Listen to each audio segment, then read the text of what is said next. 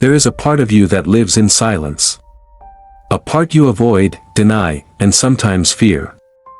It is made of the emotions you were told to bury, the thoughts you were taught to suppress, the impulses you were too ashamed to admit. Psychologists call it the shadow self. And the process of meeting it, facing the darkness within, is what we call shadow work. This is not about fixing yourself. It is about finally seeing yourself. Fully, honestly, and without disguise. The shadow forms in childhood. From the beginning, we are told which parts of ourselves are acceptable, and which are not. A child who cries too loudly is told to be quiet. A child who shows anger is told to calm down. A child who is too proud is told not to brag. Slowly, the child learns to hide pieces of themselves. But what is hidden is not gone. It lives beneath the surface, in the unconscious, becoming the shadow. Jung believed that this hidden self is not evil. It is simply the unlived, unaccepted, and unacknowledged part of who we are. The shadow reveals itself in moments you don't expect, in the anger that feels too strong, in the envy that bites harder than you'd like to admit, in the patterns of behavior you regret, but can't quite stop repeating, and most of all, it shows itself in the things you despise in others.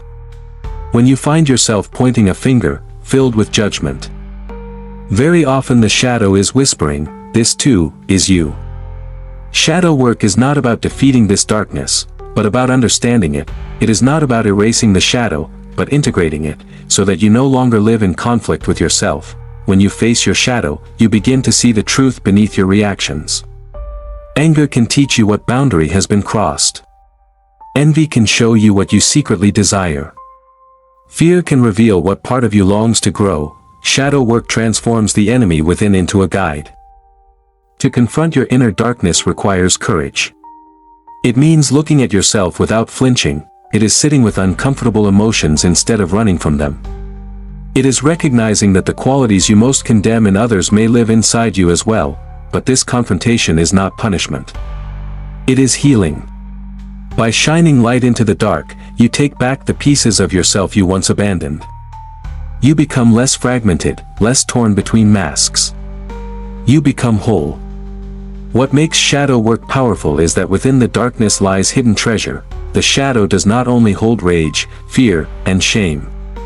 It also holds creativity, passion, intuition, and strength, qualities that were exiled because they were misunderstood.